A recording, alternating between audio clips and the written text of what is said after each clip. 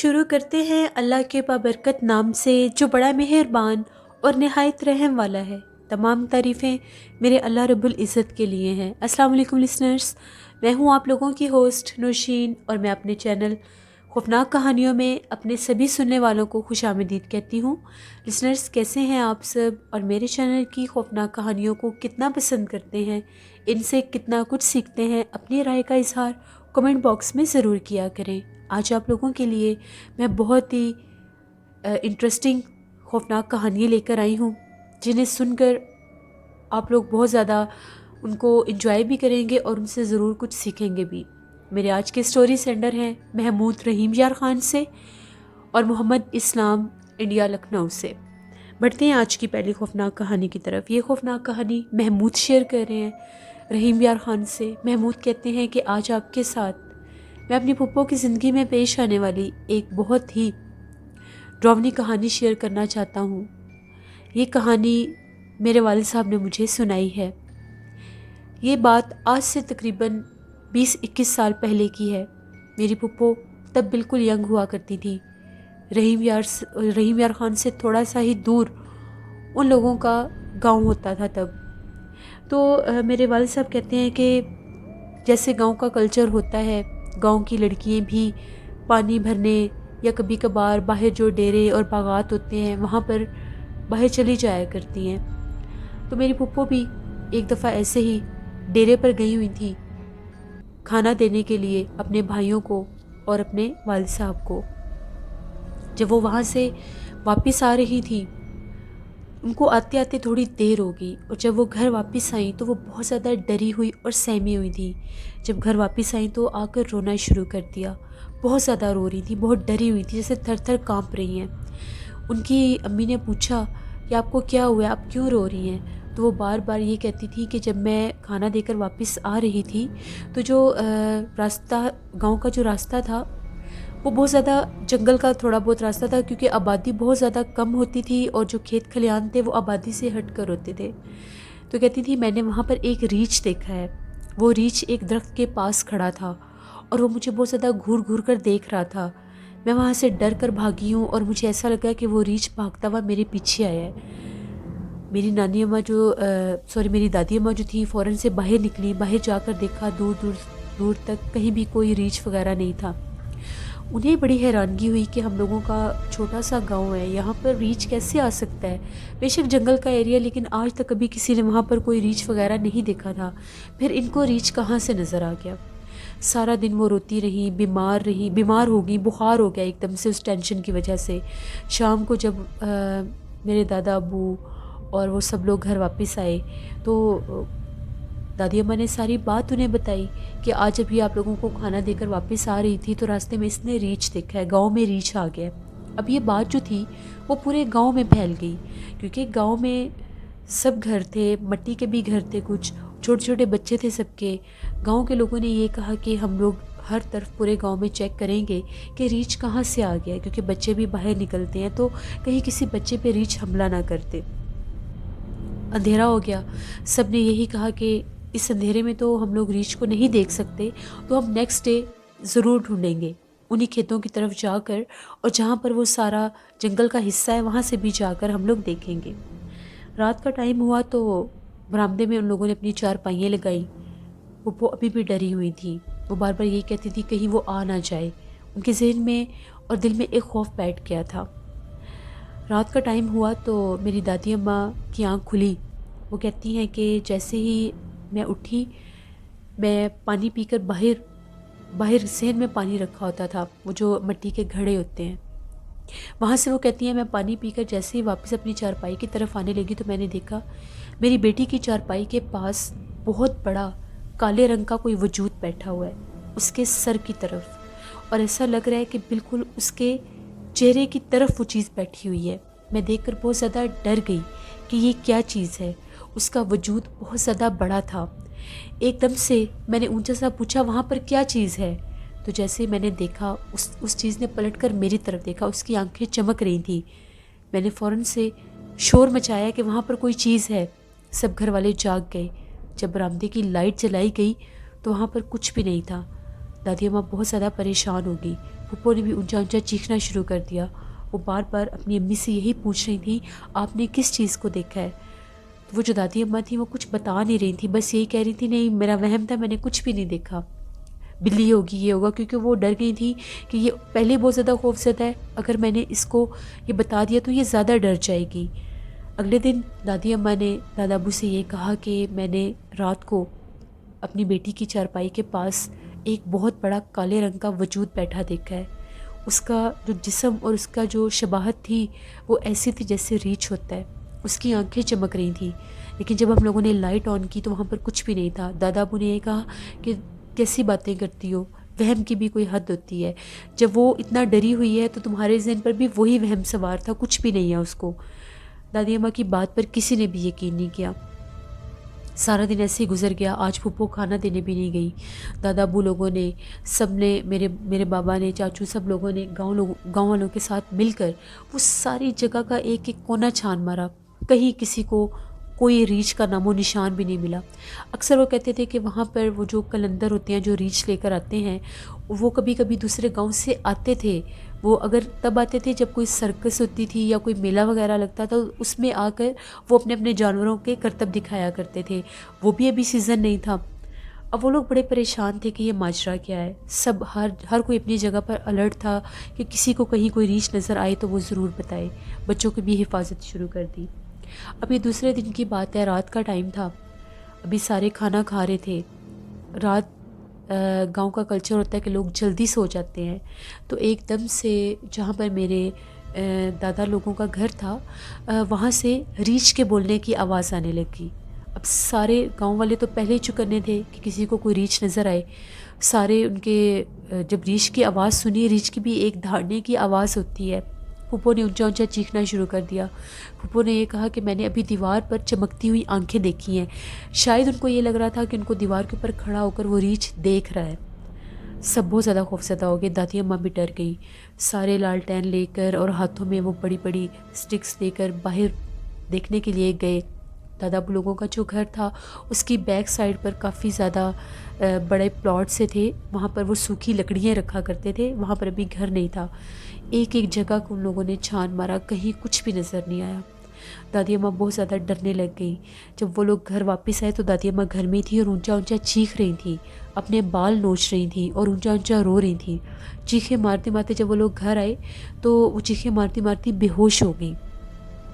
آ کر ان لوگوں نے دیکھا تو ان کے ہاتھوں کے اوپر اس طرح سے نشان تھے جیسے کسی جانور نے پنجے مارے ہوئے ہیں، ان کے ہاتھوں اور پیروں سے خون نکل رہا تھا۔ سب بہت زیادہ ڈر گئے کہ شاید ان کے اوپر ریچھ نے حملہ کیا ہے، لیکن کسی کو کہیں کوئی ریچھ نظر ہی نہیں آتا تھا، کوئی نام و نشان نہیں تھا دور دور تک ریچھ کا۔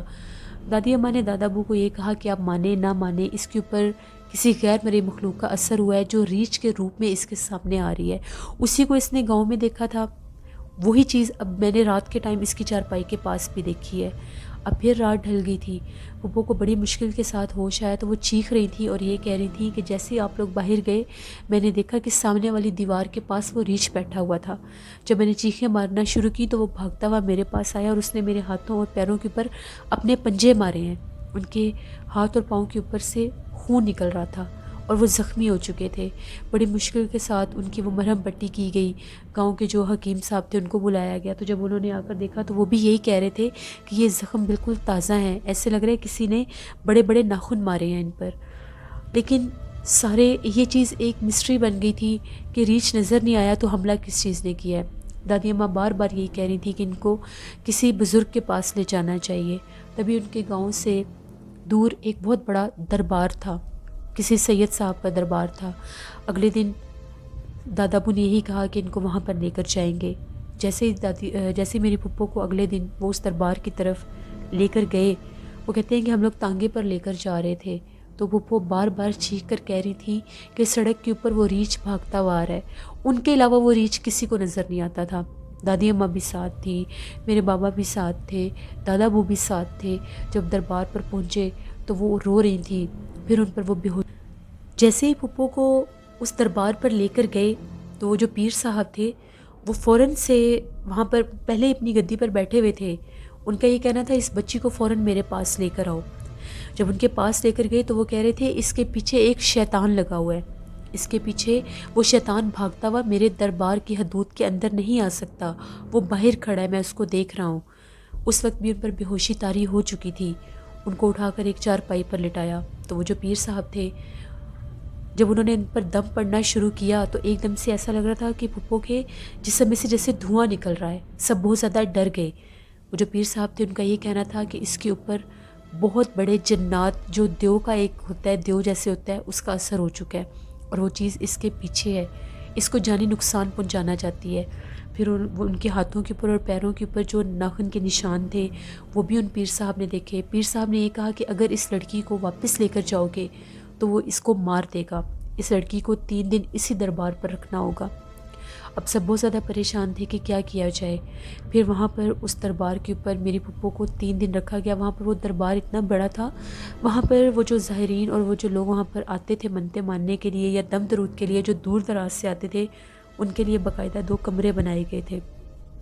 ایک حصہ خواتین کا ہوتا تھا اور ایک حصہ مرد حضرات کا ہوتا تھا۔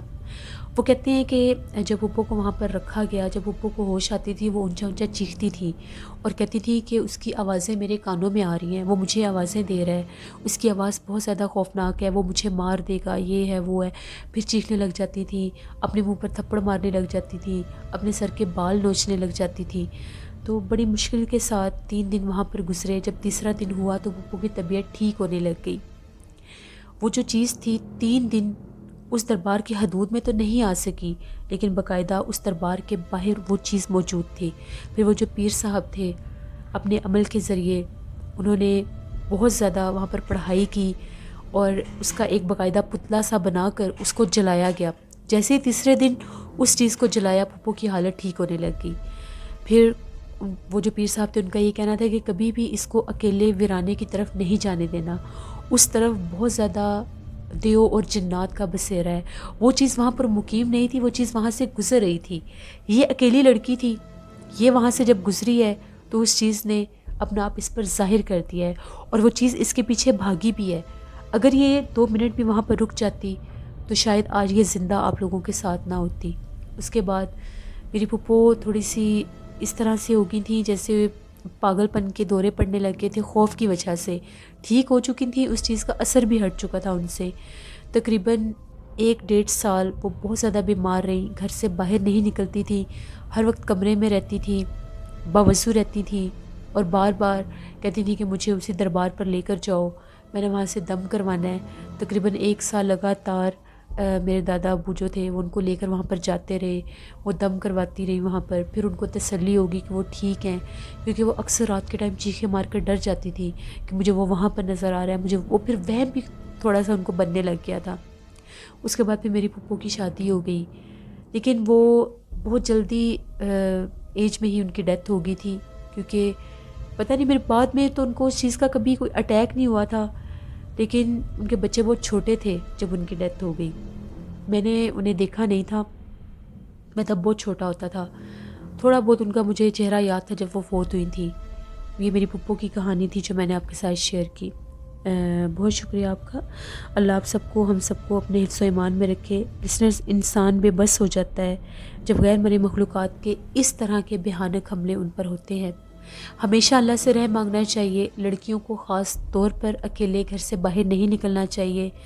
اگر کبھی ایسا ہو بھی صحیح تو فوراً سے کسی صاحب علم ہستی کے پاس جانا چاہیے اور جو بھی روحانی علاج ہوتے ہیں وہ کرنے چاہیے۔ اسی طرح سے میرے لسنر ہیں، سٹوری سینڈر ہیں محمد اسلام، جو کہ جدہ میں جاب کرتے ہیں، بیسکلی انڈیا لکھنؤ سے ہیں۔ وہ کہتے ہیں کہ میں بھی آپ کے ساتھ ایک سٹوری شیئر کرنا چاہتا ہوں۔ یہ آج سے 10 سال پہلے کی بات ہے، میں چھٹی پر انڈیا گیا ہوا تھا۔ ہم لوگوں کے گھر کے سامنے ایک فیملی رہتی تھی، ان کی ایک ہی بیٹی تھی۔ ان کی بیٹی ماشاءاللہ بہت خوش شکل تھی اور اس کی آئیز جو تھی وہ بلو کلر کی تھی۔ ہمارے وہاں پر گاؤں میں ایک میلہ لگا، تو میلے میں جیسے خواتین اور گاؤں کے سارے لوگ جاتے ہیں، وہ جو میلہ تھا وہ اس طرف لگایا گیا تھا جس طرف قبرستان کا حصہ تھا۔ اب آدھے سے زیادہ وہ جو سٹال تھے وہ قبرستان والی طرف بھی لگائے ہوئے تھے۔ وہ میلہ 2-3 دن وہاں پر لگا رہا، 2-3 دن لڑکیاں خواتین وہاں پر جاتی رہیں، چیزوں کو دیکھتی رہیں۔ جب وہ میلہ ختم ہوا تو ہم لوگوں کی وہ جو لڑکی تھی جو سامنے گھر میں ہم لوگوں کی پڑوس میں رہتی تھی، اس لڑکی کی عجیب و غریب سی حرکتیں ہونے لگ گئیں۔ وہ لڑکی سارا دن کمرے میں بند رہتی تھی اور رات کے ٹائم اکیلی چھت پر جا کر بیٹھ جاتی تھی، گمسم سی ہو گئی تھی۔ اس کے جو والدین تھے ان کو بالکل بھی سمجھ نہیں آتی تھی کہ ہماری بیٹی کو کیا ہو گیا ہے۔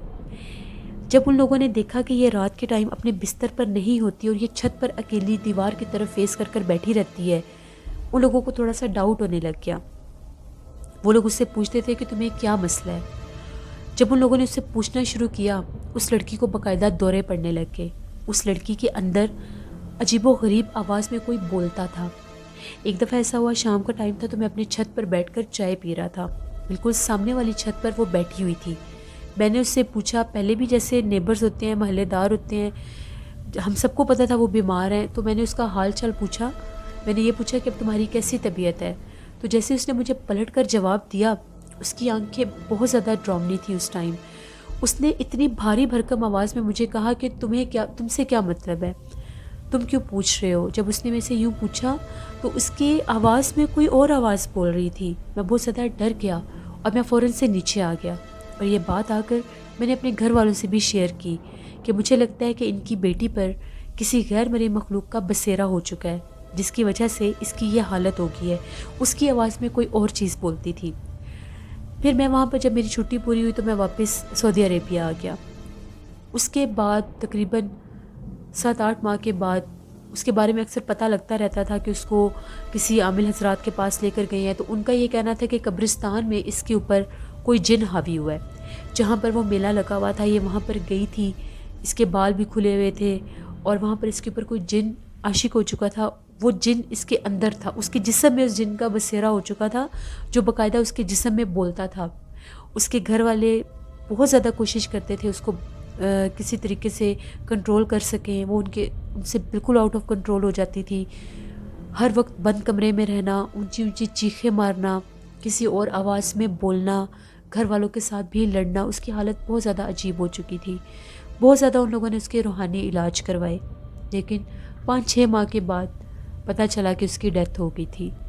وہ جو جنات تھے اس کو جانی نقصان پہنچا گئے، کیونکہ وہ جو جن تھا جو اس کے اوپر حاوی تھا، جب وہ اس لڑکی کو ایک عامل کے پاس لے کر گئے تھے تو ان کا یہ کہنا تھا اس کے اوپر ایک ایسے جن کا بسیرا ہوا ہے، وہ اس کو چھوڑے گا نہیں، اور وہ باقاعدہ یہ کہتا تھا کہ میں اس کو ساتھ لے کر جاؤں گا۔ اس نے وہی کیا، اس لڑکی کو وہ ساتھ لے گیا۔ تو پلیز محمد اسلام یہ کہتے ہیں کہ میری سب بہنوں بیٹیوں سے، سب لڑکیوں سے، سب خواتین سے یہ ریکویسٹ ہے، اپنا خیال خود رکھا کریں، اپنی حفاظت کیا کریں، قبرستانوں میں مت جایا کریں، لڑکیوں کو نہیں جانا چاہیے، ان چیزوں کا خیال رکھنا چاہیے، بال کھول کر شام کے ٹائم گھر سے باہر نہیں نکلنا چاہیے۔ یہ جو سٹوری ہے ان کا بیسکلی مقصد یہ ہوتا ہے اویئرنیس دینا، لوگوں تک میسج پہنچانا۔ جو لوگ ان چیزوں کو مد نظر نہیں رکھتے وہ اپنا خیال رکھا کریں، شام ہوتے ہی چھت سے نیچے آ جایا کریں، مغرب کی اذان کے وقت اپنے گھروں کے کھڑکیاں دروازے بند کر دیا کریں، اور سب سے بڑی چیز اللہ سے رحم مانگا کریں، اللہ ہمیں اپنے حفظ و ایمان میں رکھے، آپ سب کو اپنے حفظ و ایمان میں رکھے، نماز پڑھ کر، قرآن پاک پڑھ کر اپنی زندگی کی اور اپنی حفاظت کی دعا کیا کریں۔ بہت شکریہ محمد اسلام آپ کا۔ لسنرز، احتیاط بہت ضروری چیز ہے، احتیاط لازمی کرنی چاہیے، چاہے لڑکا ہے چاہے لڑکی ہے، کسی ویرانے سے گزر رہے ہوں، کسی بھی جگہ سے جو آپ لوگوں کو لگے کہ وہ آسیب زدہ ہے، جس کے بارے میں آپ نے کچھ نہ کچھ بھی سنا ہو، تو وہاں سے احتیاط سے گزرا کریں، ان چیزوں کو مذاق مت سمجھا کریں۔ اللہ نہ کرے جب ان چیزوں کے حملے انسان کی زندگی پر ہوتے ہیں تو انسان کی پوری زندگی برباد ہو جاتی ہے۔ پھر جن کے اوپر یہ مصیبت آتی ہے وہ اس ایک انسان کے لیے نہیں ہوتی، ان کے پورے خاندان کے لیے، اس پورے گھر کے لیے ہوتی ہے۔ میری آپ سب کے لیے دعا ہے، اللہ آپ سب کو، ہم سب کو اپنے حفظ و ایمان میں رکھے۔ اپنا فیڈ بیک مجھے ضرور دیں، آپ لوگوں کو آج کی خوفناک کہانی کیسی لگی، آپ لوگ بھی سٹوری شیئر کر سکتے ہیں ڈسکرپشن باکس میں دیے کہ ای میل آئی ڈی noshinwir57@gmail.com پر۔ اس کے علاوہ آپ لوگ مجھے کمنٹ باکس میں بھی سٹوری شیئر کر سکتے ہیں۔ اپنا بہت سا خیال رکھا کریں۔ نیلم وائس آفیشیل کو جا کر ضرور سبسکرائب کریں، وہ ہارر سٹوری چینل ہے میری سسٹر کا۔ نوشین وائس آفیشیل کو جا کر سبسکرائب کریں، میرا ولاگ چینل ہے، آج اس پر میں نے ولاگ بھی پوسٹ کیا ہے۔ انشاءاللہ اب ڈے بائی ڈے ولاگس بھی آیا کریں گے۔